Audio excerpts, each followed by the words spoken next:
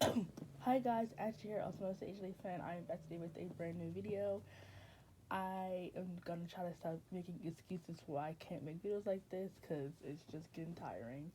But I decided that I'm gonna take a little bit of a break from my other videos and just focus on my movie reviews.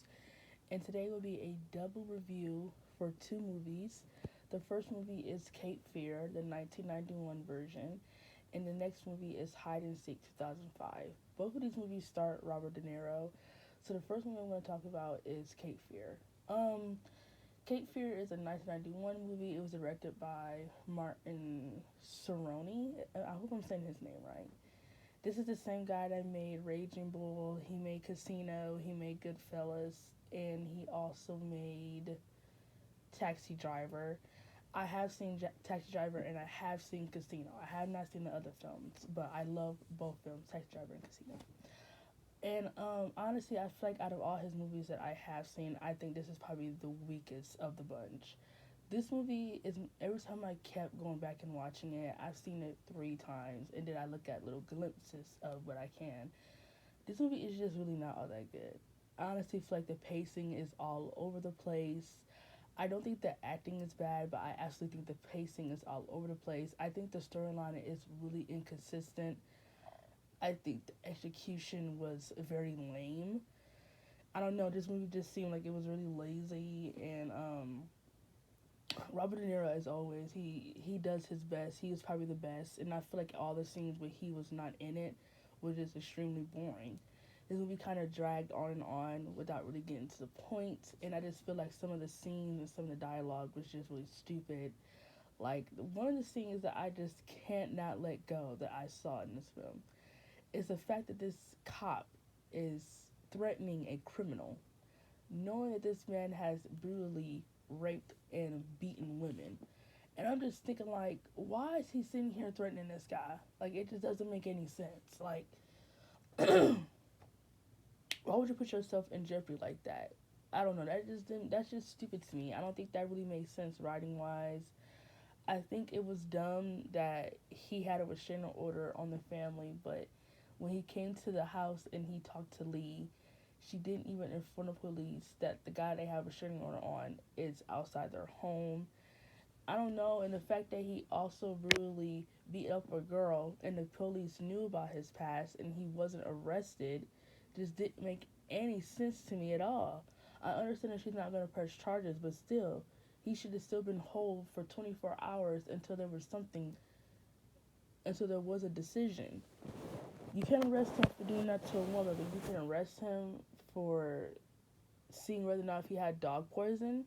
It doesn't make sense. He should have been arrested both times for the dog thing and for the what he did to the girl Lori. It just didn't make sense to me. A lot of scenes in this film were just really stupid. I don't know. I I feel like would I recommend this movie to anybody? No, I don't think it's a 5-star film. It's meh.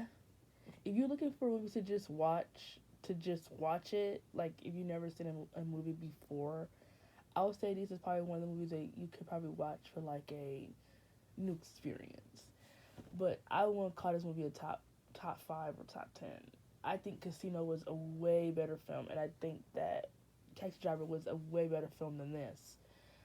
Speaking of it, I might review those movies. But yeah, this movie was just not it. I watched it 3 times, and I absolutely think that I probably won't ever watch the movie again. But anyway, that's my review about it. I know a lot of people say they have different perspectives on it. I know a lot of people say it's about psychological fear and everything like that, and I just don't agree with that. I honestly feel like the movie is not directed at all in a psychological pace. I think you would know if the movie's being directed in a psychological pace. I've seen The Shining, I've seen Nightmare on Elm Street, I've seen Halloween, I've seen Jason, I've seen what else? There's other movies too. Carrie, like these movies were directed in like a psychological pace. Even though they're like horror films, you could tell they were trying to play with the audience. This movie was not doing that. So that's how I feel about Cape Fear 1991. If anyone else has a different opinion, please let me know in the comments. But for me, this movie, I give this movie a solid D minus. It wasn't that bad of a film. it's just like I said, the pacing was all over the place. I think some of the dialogue was not the dialogue was stupid, but the dialogue, the things they were saying, just didn't seem to make any sense. And I feel like it was dumb that Max Cady, didn't even get his revenge at the end of the film. He ends up dying in a very, very awkward death. It was just awkward. And I don't know, I just don't really like the movie that much. I would have to say my favorite scene in the film is probably the most exciting scene to me, where I feel like the movie was actually going somewhere, was the scene when he did to Lori. But after that scene, the movie just didn't go anywhere. So anyway, I'm done with Cape Fear. We're gonna stop talking about that. The next movie is Hide and Seek, and this movie stars Robert De Niro and Dakota Fanning, and this movie is a 2005 psychological movie. This movie is basically about Emily and David trying to grieve over the fact that her mother and his wife just died from a suicide. And this movie is really about Emily, but mostly too about David. But like really about David at the end, but then it's really about Emily. This movie is really about Emily, how she's really detached and like she just seems she just doesn't care about the world. She's just really a strange kid, and I think it's really interesting. I think Dakota Fanning nailed it. I don't really watch a lot of her movies. I love Caroline. Um, I love am I saying it? Well, her name is Caroline, not Coraline. No, it is Coraline. I love Coraline. That's one of my favorite movies of all time, and I love Cat in the Hat. But I never really seen her other stuff, probably besides these three films. But I think she nailed it. I think it seemed like everything to her just came off naturally. It didn't really seem like they had to tell her how to act a certain way. She nailed it with her facial expressions, her monotone talking, her detachment movements. I just really loved everything about her acting. I thought Robert De Niro did a good job too, just playing a concerned father trying to understand what the hell is wrong with his kid and what the hell can he do to make it better. Now, where the movie gets interesting is when we start getting to the Charlie stuff. And this is really interesting. I actually like how they didn't expose Charlie too soon. I love how they just make it seem like, well, is it just Emily's way of getting underneath David's skin? Is Charlie really real? Is she just making all this up? And then once we start seeing that people are coming up dead, could it possibly be Emily? Or could it actually be a Charlie doing this stuff?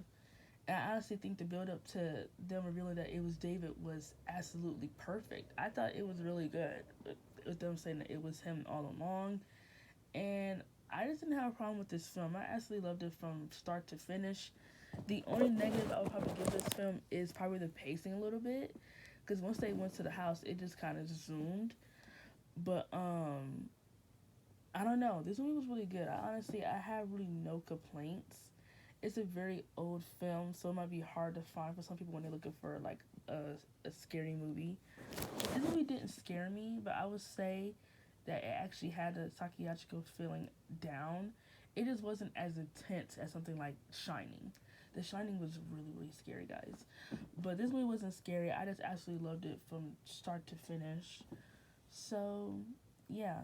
I give Hide and Seek 2005 an A+, and I give Cape Fear a D-. So that was my double review for Cape Fear and Hide and Seek. I'm going to try to figure out what's my next two reviews. Like I said, it might be Taxi Driver and Casino. So you guys never know. But thanks for watching and goodbye.